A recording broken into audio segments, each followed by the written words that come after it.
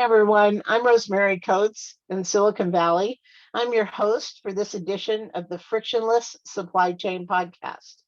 I'm the executive director of the Reshoring Institute, where we help companies bring back or expand their manufacturing in the US. And I'm a contributing writer to Supply Chain Management Review. Today, I'm really excited to welcome my guest, Kari Kammel, the director, and she was just announced the director today. So the director of the Anti-Counterfeiting and Product Protection Center at Michigan State University. She's an accomplished intellectual property attorney and professor and a human rights advocate.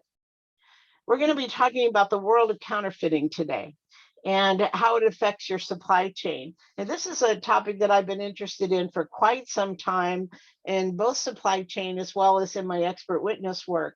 And I truly believe that we must raise the awareness of counterfeiting to supply chain professionals because it's not high in terms of visibility, and yet it is super important.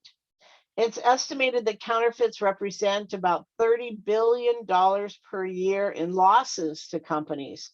And that's just for counterfeits that are reported. And we're not just talking about fake watches and purses and stuff like that here. Counterfeits are found everywhere, including industrial goods and electronics. So let's get started. Welcome, Kari. Thank you so much. Can you tell us a little bit more about your background, how you came to be affiliated with Michigan State and the ACAP Center? Sure. Great question. So I went to law school and had a focus in international law and wanted to spend my career doing public international law, relations between states, a lot of international criminal work and human rights work. And I did that for a few years. When I was in law school, I had studied intellectual property as well as criminal law and a whole wide range of areas as most law students do. And then, I heard about an opening at Michigan State. I had just recently come back from Iraq and had started a job at Michigan State working on Middle East programs, which was my primary international focus in the years that I spent doing international law. So I did that for a while, and then I heard about this opening at the ACAP Center, the Center for Anti-Counterfeiting and Product Protection, and I thought, I don't remember learning about this in law school. I studied trademark law, I studied criminal law, and I'd never heard about, IP crime, let alone trademark counterfeiting. So, I applied for the job, very curious, interested both in, the substance of the job, but what the center was doing. And ever since then, I've spent over 7 years now at the center, learning and researching and networking and discussing, with the public and private sectors what this phenomenon is, what ways we can arrest it or even prevent it, and then what we can do on the academic side to help further that goal. So how big a problem is counterfeiting? And, I mentioned it's $30 billion, but tell us a little bit more about the details. Where are counterfeits found, and how big a problem is it? Sure. So that is the million or billion dollar question. How big is it? And it's something that we in academia have been looking at, but it's something that's also very hard to quantify. So prior to coming into the ACAP Center, I had done a lot of research on human trafficking, for example. So this is another type of what we call illicit trade. Human trafficking, product counterfeiting or trademark counterfeiting, weapons trafficking, drug trafficking, they all sort of fall under this umbrella of illicit trade. And any illicit trade by its nature is very hard to measure and quantify. A lot of businesses see this as a business problem, which it is, but it's often funded or committed by people that are connected to organized crime or other types of illicit trade activity, making it very hard to quantify. So the numbers that we have, as you rightly quoted, are from organizations such as the OECD, which is the Organization on Economic Cooperation and Development, or from customs agencies throughout the world who will report out on the amount of seized counterfeit goods coming into their borders, which, as you may know, is the number itself is accurate, but it's not an accurate reflection of how much counterfeit product is actually coming in. So we look at something like US Customs and Border Protection data, And we know that they only look at 1 to 2% of incoming product into the United States because that's all they can do in order to keep the flow of goods coming into the country. Otherwise, it would totally stop the supply chains if they had to inspect everything. And we know the statistics they have from that. We also know statistics from companies who've done their own seizures of goods, as well as a lot of online companies that do web scraping to see what's out there. That's not necessarily an accurate reflection of how many goods there are, but it shows how many counterfeit postings for sales there are. And then there's a lot of other organizations, especially around the UN or the EU, that tend to study this as well. But it's very difficult to quantify. What we do know from the center is anyone that has any type of product that has a trademark on it, that is a successful product, and there is demand for it in the marketplace, whether that's consumer facing or whether that's business to business, is going to be counterfeited in some way. Counterfeiters target those who have successful products. They're not going to ever target someone who does not have a successful product, because what they do is they rely on the goodwill of that company and the reputation of that company to create a product that some consumer or buyer wants. So they're only going to go after those successful companies. Where do we see it happening was the other part of your question. Current statistics, at least out of the US government right now, note that majority of it comes from China, at least as what we receive in the US. So we will see globally that those patterns look differently depending on where you are, whether you're in Latin America, whether you're in Africa, Middle East, Asia, different parts of Asia, Western, Eastern Europe, and so on. But right now in the US, most of the counterfeit product does come from manufacturing in China. That being said, too, it's really complex. So each country, if we look at them, can either be a country of origin, so a country where counterfeit goods are manufactured, a transit country where they're moved through, or a destination country, so where they are sold to. A lot of countries will see multiple multiple labels. For example, China is both an origin and a destination country. You look at somewhere like the Emirates, they tend to be more of a transit country, although they do have some that originate from there and some that are sold there. The United States is primarily a destination country, but we're also transit and country of origin as well. Although our destination, we tend to have a lot of consumer consumption here, so we end up with a lot of counterfeit goods. Yeah, so I'm going to break that down a little bit. So we know that manufacturing is migrating from China. There are an awful lot of companies that are leaving China now and going to another low-cost country such as Vietnam or Indonesia, Thailand, places like that, and Mexico. And it's my understanding that the counterfeiters are moving right along with them. So Correct. it isn't that, we're going to solve the problem of having counterfeiters in China. It's that China was the opportunity country, and now that's moved to many other countries. Is that what you're finding as well? Yep, you're exactly right. And we've been seeing that pattern happen for some time. And I think we're going to continue to see that shift depending on, which countries start being the lower cost manufacturing countries. A couple of my colleagues and I, a couple of years ago, we think that, Africa might be one of those next destinations where that starts happening, as the cost of human labor is much less, unfortunately. And we tend to see counterfeit manufacturing often be associated with some type of international labor violation as well, poor working conditions, sometimes bordering on inhumane or slave-like conditions. There's several agencies that have put out different reports around that. So we will see that continue to shift over time as countries evolve and their economies evolve and their manufacturing evolves as well. So industrial buyers, for example, that might be considering an alternate country to China because of a counterfeiting situation are likely to face counterfeiting in any country they're sourcing. So we got to watch out for that. Correct. The other thing, yeah. So the other thing I wanted to also talk about when you mentioned this, that there are nefarious people in all kinds of criminal activities, gun trafficking or arms trafficking, human trafficking, drug cartels, all that kind of thing, that are using counterfeits to raise funds or as a way to launder money. But there are also a bunch of teenagers out there that are buying counterfeit goods and reselling them on Amazon, for example, or eBay or different places. I'm guilty of buying products that I knew were not genuine, like, for example, a charger for my laptop.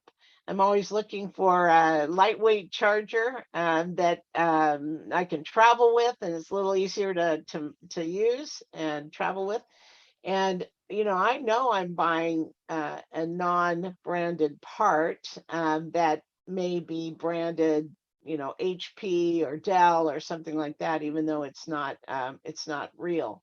So, part of the guilt comes on the consumer as well. I mean, the consumer's got to take responsibility for making sure they're buying real parts, right? Yeah, and it's complicated, right? So there's deceptive and non-deceptive counterfeits. So deceptive means you don't really know you're buying counterfeit. And I would say with the explosion of online sales, it's harder and harder to tell as a consumer whether you're buying counterfeit or not. I mean, I work in this field and have for 7 years. Last year, I probably bought 7 or 8 products online that when I didn't realize they were counterfeits, they got to my house. The posting looked legitimate. I looked for all of the signs that we know will sort of differentiate between a fake and a real product.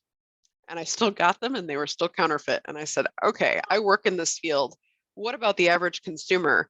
Most people don't go about saying, I'm looking to buy counterfeit, although there are entire segments of our society that are obsessed, for example, with dupes. So we see that in the luxury brand space, that people know they're buying fake product. We see social media influencers talking about, unboxing a dupe and how good is it compared to the original. So we do see that, but then we see a lot of unwitting consumers buy the deceptive counterfeits, where it's very hard, where if you hold up, 2 products next to each other, it is almost impossible to tell unless you are the actual brand who's manufactured it. And sometimes they even have to go back to their engineering department or do testing on it to determine whether it's real or not. Sometimes it's very difficult to tell.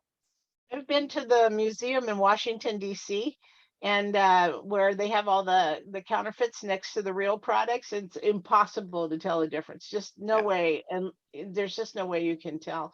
And so that scary thought, in an industrial buying situation in supply chain people, in industrial buying and in purchasing departments, the buyers are often rewarded for how much money they can save, right? So sometimes they get bonuses if they save the company a lot of money, and that's one of their main ways they're evaluated is on savings. So obviously they're going to look for anything that might be slightly cheaper and to be able to recognize those savings for the company. So that is, I think, a misalignment of goals, because they're likely to be buying counterfeits unknowingly in order to achieve their own personal goals of saving for the company, or that's the way they're evaluated. And I think that's a huge problem that we need to deal with in supply chains, to make sure that people aren't just buying whatever's cheapest in order to achieve those goals. So it's kind of a mismatch. It's the wrong goal. And in an industrial situation, they might be buying electronics, or a lot of electronics, I guess, or all kinds of industrial products that go into production. So I always think about that when I get on an airplane and I buckle my seatbelt and we're ready to take off. And because of the work that I've done in counterfeiting, I always think, oh man, I hope there's no counterfeits in the avionics on this airplane. You and me both.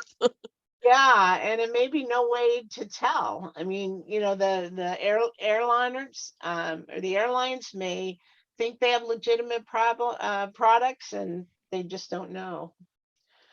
So are most of the counterfeiters, though, operating in online sales? So it isn't just consumers who are buying things, but industrial buyers also have sections on Amazon, for example, where they can buy industrial goods now. eBay is a place where a lot of counterfeits are, is my understanding. So is online the biggest problem for counterfeiters, or So for that's a Yeah, so counterfeiting? that's a great question. So traditionally it wasn't, and we've seen that evolution occur over the last 10 years, but predominantly over the last 2.5 years because of the onset of the pandemic, and everybody forced to work online in one way or another. I mean, there's obviously still a lot of people that are coming back into the face-to-face, but we've seen that move in that direction. It's been great, right? I mean, I've been able to work from home. I can buy everything I need from my house to be shipped directly to my house as a consumer. But we also see that happen more and more on the industrial side as well. So it's sort of the same, the same sort of look back in the brick and mortar of know your suppliers. That still holds true even to the online space. So if you're buying something, like you said, and you are only looking at cost, whether you are a buyer or whether you're a consumer, that is going to be a big problem for you. And the counterfeiters know that. They price accordingly, and sometimes it's very subtle. So it used to be very glaringly obvious where the real product may be, $100 a case, and then the counterfeit product would be like $15 a case. So everyone's like, oh, that good is, that's too good to be true, and it was. But now they're more savvy, so now they may put it at $90 a case, so it looks like it's a legitimate discount when in fact it isn't.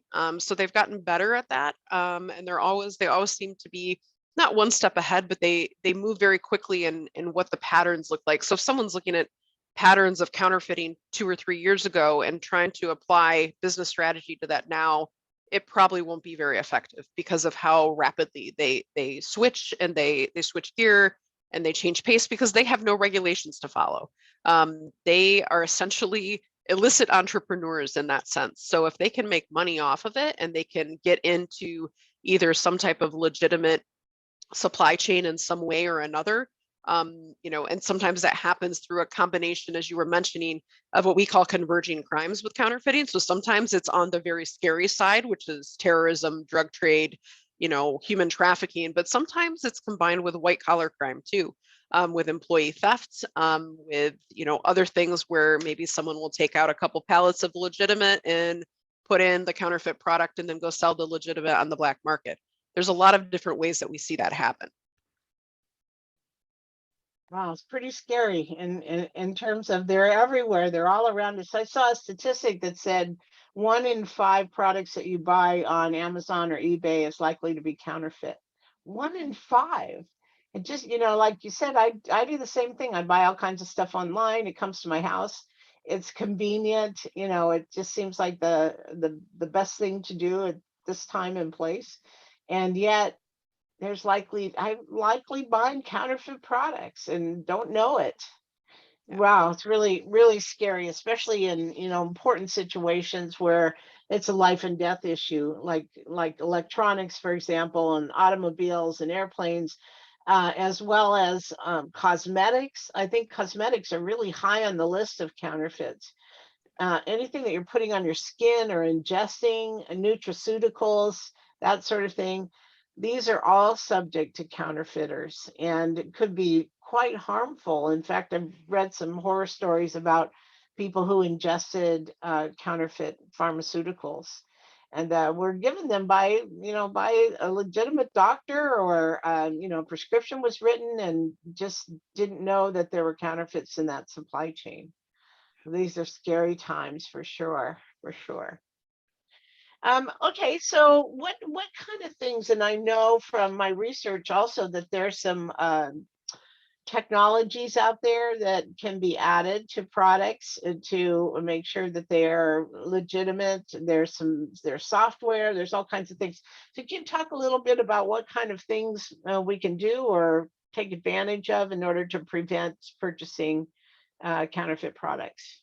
Sure. So great question. So from the business side, the ACAP Center has always advocated for a very holistic approach to fighting counterfeiting, meaning not just one tool will work, or there's one magic technology that you can slap on a product that will prevent counterfeiting, but we really believe there has to be a proactive and a reactive approach. So the reactive approach is what we often hear about in the media, which is someone has discovered counterfeit, whether it's online, whether it's in their legitimate supply chain, and then they go and try to fix that problem.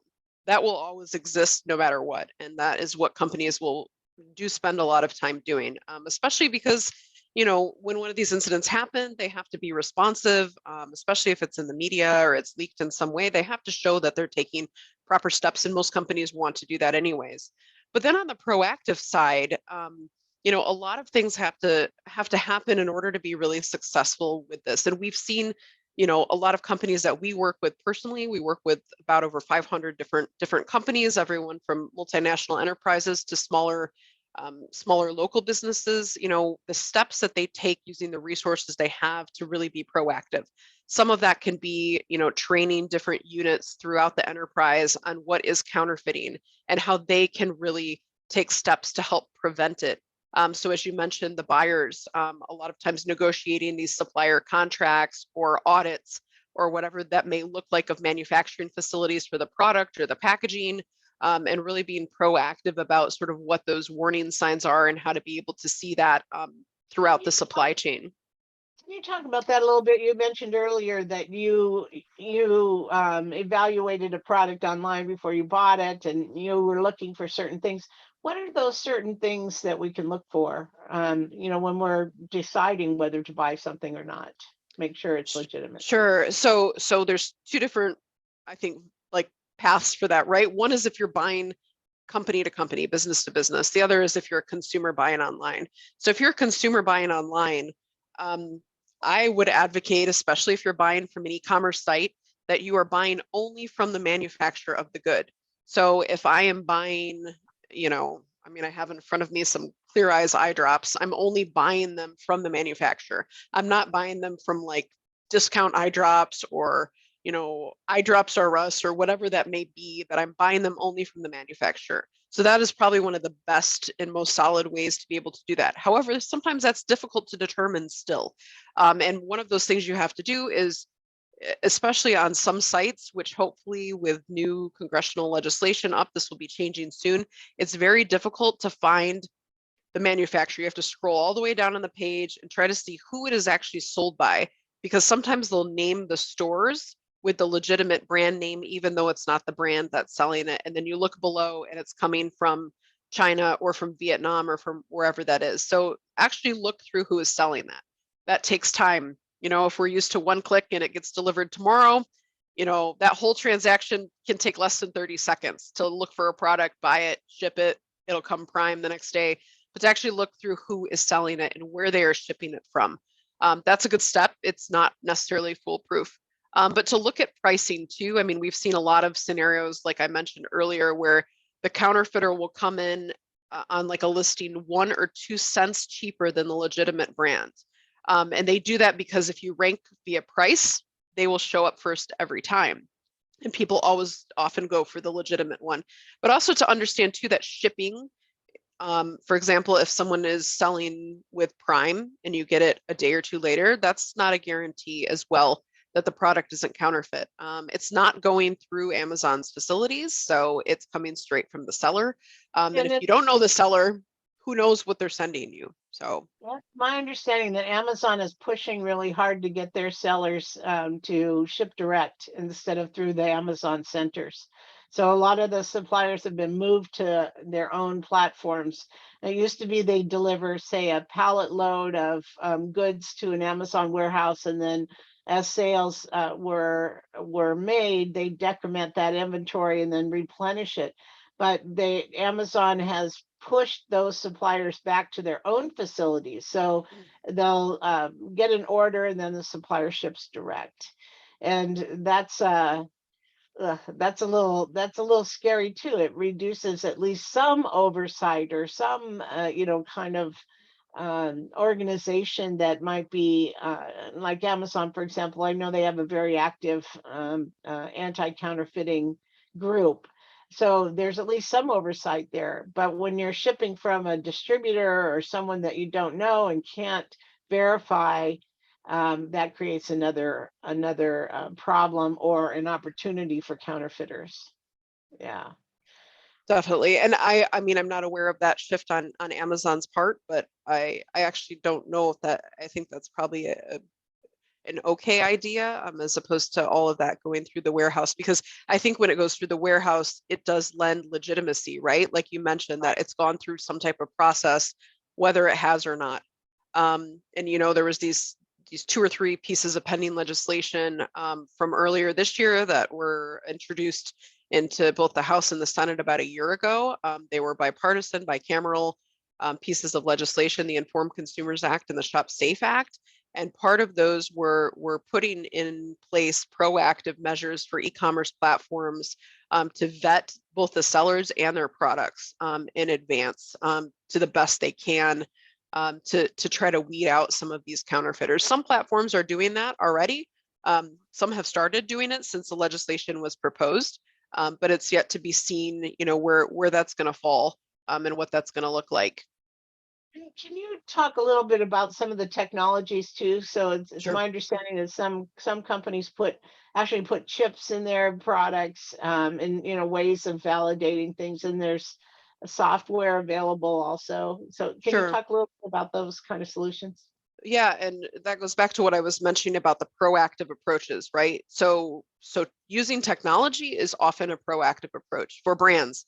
And what they can do, there's a variety of different types of technology and that are out there, which are ever evolving, also to try to keep up with the counterfeiters, everything from covert, semi-covert marks, holograms, barcodes, RFID tags, blockchain, artificial intelligence and machine learning.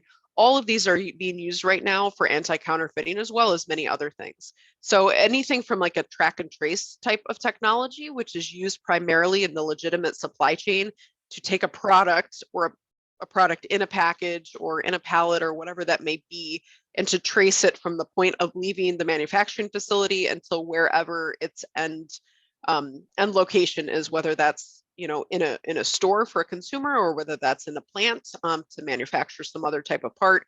But that technology enables one to sort of follow what that looks like.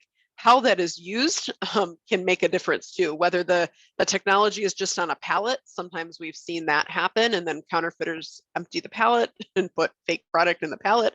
Whether that is on the individual package, whether it's actually embedded in the product itself. And of course, this varies depending on what the product is. I mean, we think of everything from like automobile replacement parts to, as you mentioned, airline, to food ingredients, to makeup ingredients. I mean, this can vary widely, and it is also the complexity of it varies depending on what it is and how easy it is to put a technology into things. But I've heard like something just came out, a new technology came out maybe a month ago around food counterfeiting, and that is some type of additive or technology where you can tell if the liquid inside of a bottle is fake or real, like if it's actually the product or not, without having to open the bottle. And I was like, that's incredible, but that's something that's necessary because you can have a legitimate real package, of, let's say, some type of, flavored water, and you have no idea what's actually in the package. Without opening it and testing every single bottle, which, as you can imagine, sort of defeats the whole purpose. So technology has to be used in a way that is still cost effective for the company. It does its job, but then doesn't raise the price of the product so much that the consumers will stop buying it, or whoever the end, the end user is will stop buying it. It can't be cost prohibitive. So there's this cost benefit analysis of it, right? You can't just throw all the biggest technologies in the world on a Band-Aid, for example, or a pencil or something, that has a lower risk. But for some of these products you mentioned earlier, anything you put on and in your body or your pet's body, or that is a health and safety issue, any type of electronic that could catch on fire or explode or something around that, it's definitely worth thinking about from a corporate perspective. And coming out of the pandemic, of course, we saw, counterfeiting being a huge problem in PPE production in China, to the extent that even the Chinese customs were stopping shipments going out of China. And those are, that's a situation where we were desperate for this kind of equipment and, consumables, medical consumables, and that sort of thing. And so it gave rise to all sorts of counterfeiters and illegitimate manufacturing sites all over the world to try to address that demand, and people that were, making a huge amount of money on selling these kind of goods around the world, especially at the beginning of the pandemic. So yeah, boy, big issue. So we're hoping that more technology becomes or is introduced into supply chains in order to control these illegitimate products from moving further or being stopped along the supply chain somewhere where it's determined that they're not legitimate goods. So that's, hopeful, at least in the future. And I know, as you were saying, I know you've testified in front of Congress, both the Senate and the House. And I'm a member of the National Association of Manufacturers, and I'm on the anti-counterfeiting committee there.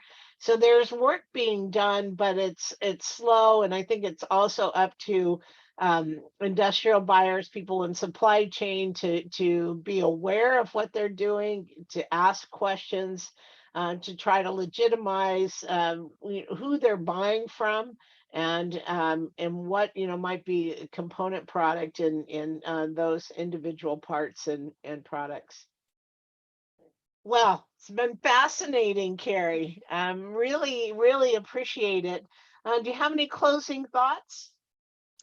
No, just that, this is something that, every department or every profession that works in industry has to really sort of pay attention to and work across what might normally be traditional silos within a company. So even if you're in supply chain, this is an area sometimes where you might have to bring in legal or, security or something like that. We see the most effective approaches to this are ones that are truly multi-division, multidisciplinary, where the company is working together to deal with this, because it isn't just a supply chain issue or just a security issue or just a legal issue. It's something that really can affect an entire company. And as always, we're an academic center. We're always willing to talk to people or help them or provide our resources. They're free to anyone, and they're available on our website. So with that in mind, can you give us a contact information for the ACAP Center and your contact information? Sure. The ACAP Center's website is a-capp.msu.edu. And my email is kkammel@msu.edu. Also available on our website. Thank you so much. And you can listen to more Frictionless Supply Chain podcasts posted on Supply Chain Management Review's landing page, iTunes, Google Podcasts, Spotify, or wherever you get your podcasts. And you can reach me, Rosemary Coates, at rcoates, RCOATES, at reshoringinstitute.org, where we publish all of our research on manufacturing in America. Thank you, everyone, for listening today. Have a great day.